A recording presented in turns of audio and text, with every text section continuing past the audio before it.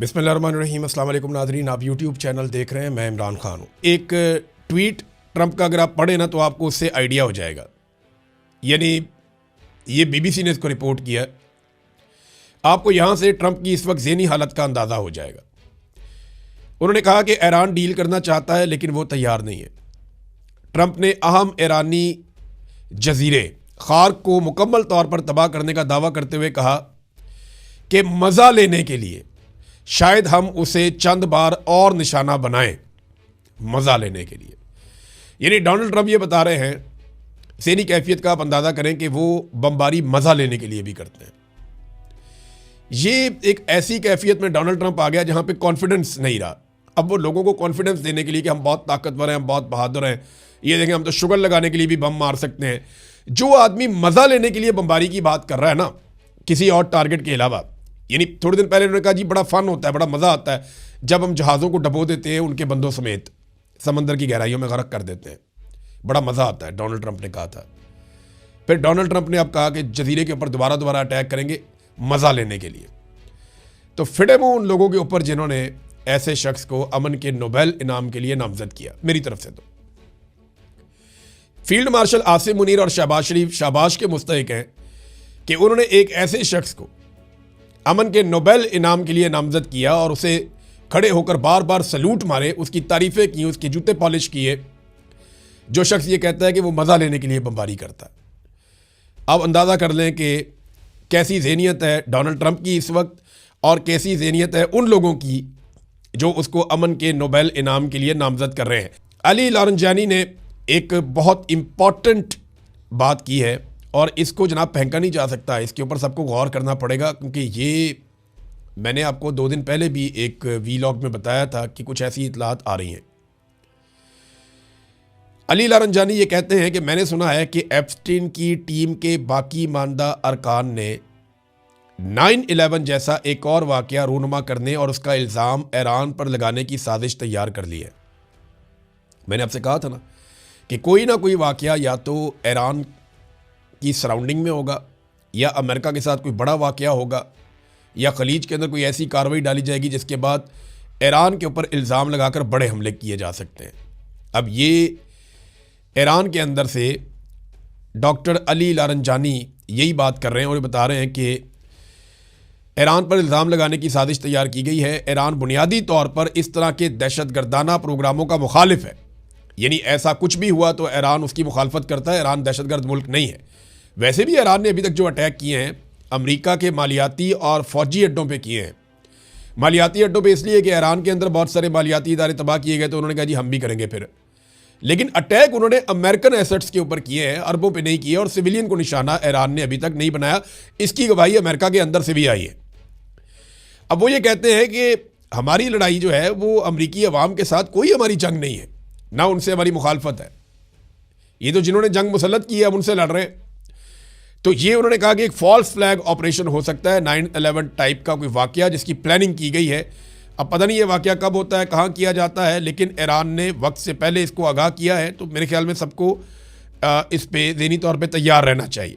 Iran ने Saudi अरब पे होने वाले जो ड्रोन हमले हैं और जो मिसाइल हमले हैं उनसे अपने आप को अलग कर लिया। उन्होंने कहा ऐलान ला ताल्लुक की हमने ये किए ही नहीं, हमने सिर्फ फौजी अड्डों को निशाना बनाया।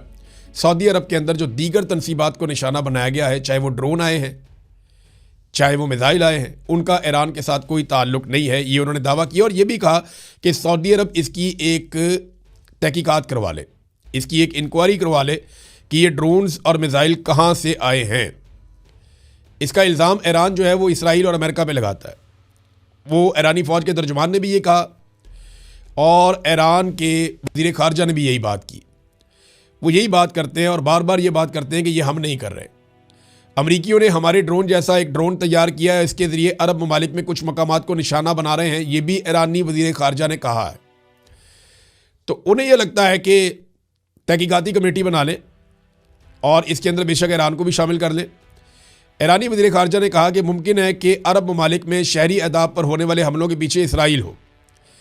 ईरान ने खलीजी ममालिक में किसी भी शहरी या रिहायशी इलाके को निशाना नहीं बनाया। अमरीकी साख्ता ड्रोन लोकस भी खित्ते में अहदाफ पर हमलों में मुलव्वस हो सकता है।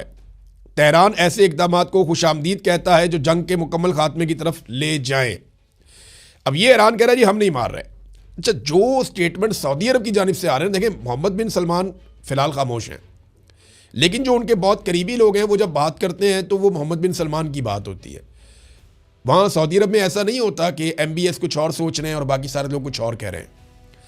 अब यहाँ पे जो एक दो टोक जवाब आया सऊदी अरब की जानिब से, यानी सऊदी अरब के शहज़ादा तुर्की अल फैसल हैं, ये बहुत इंपॉर्टेंट शख्सियत हैं, ये साबिक इंटेलिजेंस के सरबराह भी हैं सऊदी अरब के, और ये रॉयल फैमिली है, ये वही बात करते हैं जो सऊदी अरब की बात होती है। तो उनसे जब पूछा गया कि असल ख़तरा कौन है, ईरान है या इसराइल है, इस पर उन्होंने बड़ा दो टोक जवाब दिया। उन्होंने कहा इस वक्त असल ख़तरा बिलाशुबा इसराइल ही है, जो हद से ज़्यादा ताकत हासिल कर चुका है और अब पूरे खित्ते को धमकाने लगा है। इसराइल ही मसाइल को हवा दे रहा है और उसे काबू में लाना ज़रूरी है। ये जनाब सऊदी अरब की सोच है। देखिए, अरब ममालिक ने ना बड़ा रिस्ट्रेंट का मुजाहरा किया है। जिस तरह ईरान ने इन ममालिक के अंदर अमरीकी फ़ौजी तनसीबात को निशाना बनाया, अरब ममालिक इस बात को समझते हैं कि ये फ़ौजी तनसीबात को निशाना बनाया जा रहा है, और अरब ये बात भी अब समझते हैं कि ये अमरीकी फ़ौजी तनसीबात जो यहाँ पे अड्डे मौजूद थे, ये अरबों की हिफाजत के लिए नहीं थे, ये अमरीकी मफाद के लिए थे। अरबों डॉलर भी हमसे ले लिए, और जब हिफाजत करने का वक्त आया तो सिर्फ इसराइल की हिफाजत के ऊपर तवज्जो दी गई। ये बात अब अरब समझते हैं, और ये बात वो बरमला कर भी रहे हैं, उनके तजियाकार ये बात कर रहे हैं, उनका मीडिया ये बात कर रहा है, और अरब हुकूमतें उनको ये बात करने से रोक भी नहीं रही। वहाँ पर डेमोक्रेसी नहीं है कि आप कोई भी बात करें, वहाँ जो बात होती है वो एक पॉलिसी के तहत होती है, और वो सब लोग ऐसी ही बात कर रहे हैं।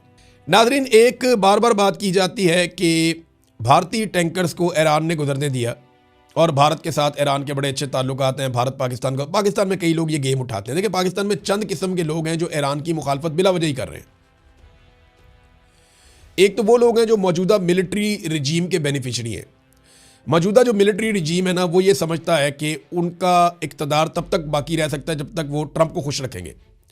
तो ट्रंप को खुश रखने के लिए ईरान को खुश ना रखना ज़रूरी है, ईरान की मुखालफत करना ज़रूरी है। तो उनके जितने भी बाल बच्चे हैं ना, या बच्चे जमूरे हैं, वो सारे के सारे ईरान के खिलाफ बिला वजह हुए हैं। दूसरा, एक शिया सुन्नी का भी एक प्रॉब्लम है पाकिस्तान के अंदर, उस बुनियाद पे भी कई लोग बिला वजह ईरान के खिलाफ हैं, और एक बुग्स के अंदर जो है वो आपस में डले हुए हैं। ये अफसोसनाक है, लेकिन ये हकीकत है, इससे हम भाग नहीं सकते। तो अब यहाँ पे एक अधूरी खबर दी गई जनाब के 2 भारतीय टैंकर्स को गुजरने की इजाज़त दी ईरान ने। नहीं, वो एक सौदेबाजी हुई है। असल खबर ये है, जो फैक्ट चेक कर लेते हैं उसमें वो ये है कि ईरान ने आबनाए हुर्मत से सिर्फ 2 भारतीय टैंकर्स को गुजरने की इजाज़त दी है, और इस शर्त पे दी है कि भारत इसके बदले में उन 3 ईरानी टैंकर्स को ईरान वापस भिजवाएगा जिन्हें भारत ने 10 फरवरी को अमरीकी ईमा के ऊपर जब्त कर लिया था। भारत ने पकड़ लिए थे 3 टैंकर ईरान के, अमेरिका के कहने पे। अब यहाँ से ईरान 2 टैंकर छोड़ा भारत के, और वो 3 टैंकर वापस आएंगे। ये सौदेबाजी है। अधूरी खबर देकर ये कोशिश की जा रही है कि जैसे भारत और ईरान मिल गए और पाकिस्तान पे पता नहीं हमला करने वाले हैं।